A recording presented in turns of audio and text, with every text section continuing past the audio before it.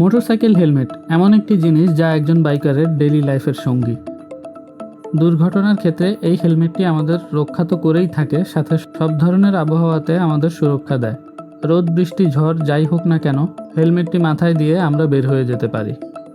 কিন্তু প্রতিদিনের ব্যবহারের ফলে হেলমেটটি রাস্তার ধুলাবালু, কাদা আর ঘামে একেবারে একাকার হয়ে যায়।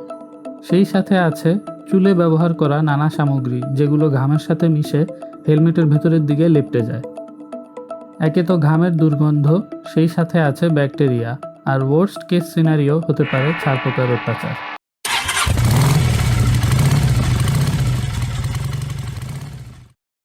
Welcome to AY garage.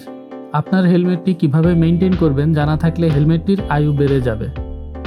কাজটা খুব সহজেই করা যেতে পারে।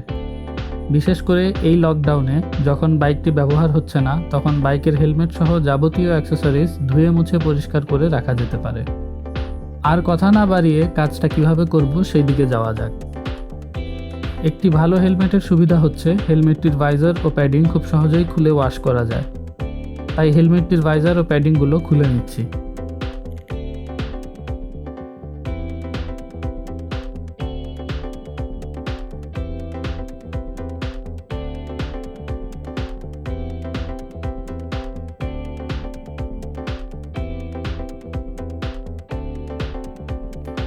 আপনার হেলমেটটির প্যাডিং ওয়াশেবল কিনা তা ইউজার ম্যানুয়ালে উল্লেখ করা আছে। কিভাবে প্যাডিং খুলবেন এবং ওয়াশ করার ক্ষেত্রে কি কি ইনস্ট্রাকশন ফলো করবেন সেটাও লেখা আছে। অবশ্যই ম্যানুয়ালটি পড়ে নেবেন।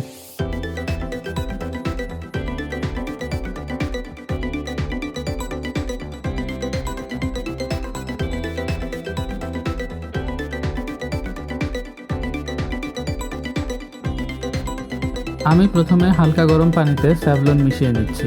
যে কোনো অ্যান্টিসেপটিক ইউজ করা যেতে পারে, জীবাণু থাকলে সহজেই ধ্বংস হয়ে যাবে।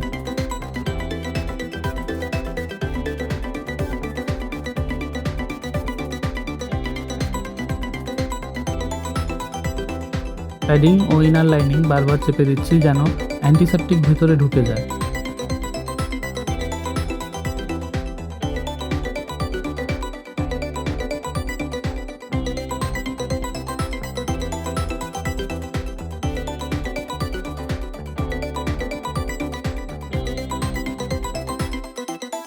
সবকিছু 10 মিনিট ডুবিয়ে রাখি, জীবাণুনাশক কাজ করুক।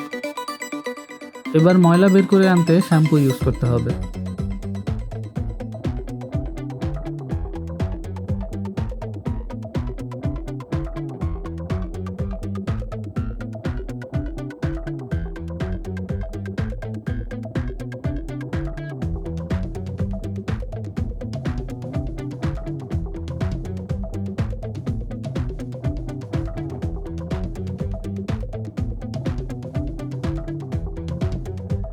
একটু করে ঘষে দিতে হবে, ঠিক যেভাবে মাথার চুলে শ্যাম্পু দেওয়া হয়।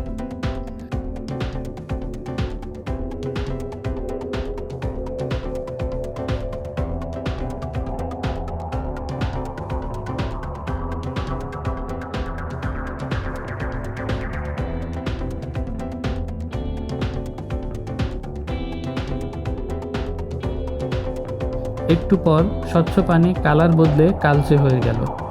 দেখতেই পাচ্ছেন কতটা নোংরা। এবার পানি বদল করে নেই, আরেকবার ওয়াশ করব।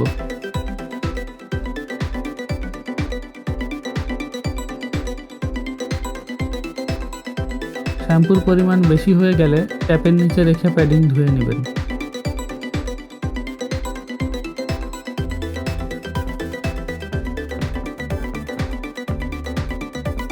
দ্বিতীয়বার ওয়াশ করার পর দেখেন পানি এখনও কিছুটা নোংরা দেখাচ্ছে। তাহলে ধারণা করুন চলার পথে দৈনন্দিন ব্যবহারে হেলমেটটিতে কি পরিমাণ ময়লা জমা হয় এবং এই ময়লাগুলো আমাদের চেহারা ও চুলে মিশে যায়। এতক্ষণ তো ভেতরের অংশ ওয়াশ করলাম, এবার হেলমেটের বাইরের দিকটাও পরিষ্কার করে নিতে হবে। ভেতরে বাইরে সব দিকে ভালো মতো শ্যাম্পু মেশানো পানি স্প্রে করে নিতে হবে।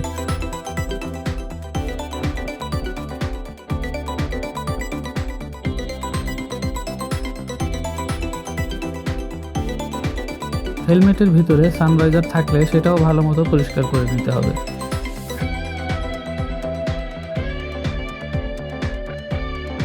এরপর একটি পরিষ্কার রুমাল দিয়ে হেলমেটটি ভালো করে মুছে নিতে হবে।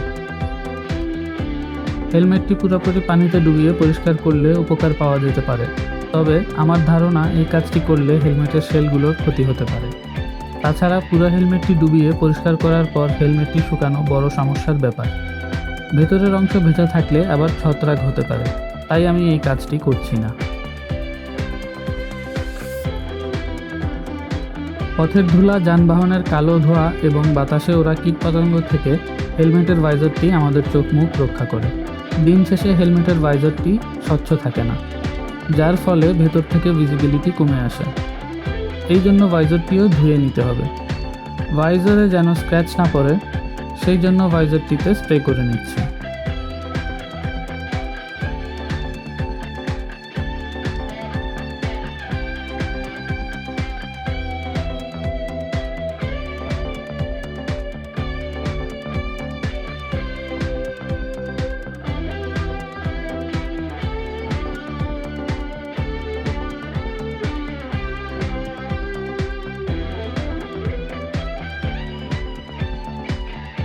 হেলমেটের প্যাডিং শুকিয়ে গেলে সব যেভাবে খোলা হয়েছে সেভাবে লাগিয়ে নেবেন।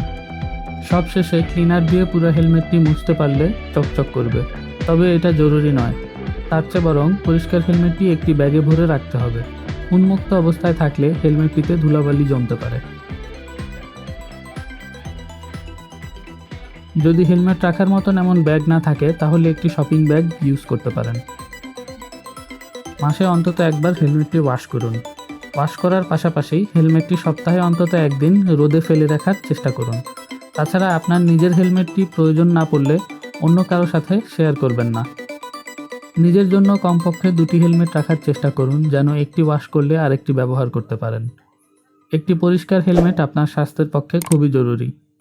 সবসময় হেলমেট পরে বাইক চালানোর অভ্যাস গড়ে তুলুন। আজ এ পর্যন্তই। ভিডিওটি ভালো লাগলে শেয়ার করবেন।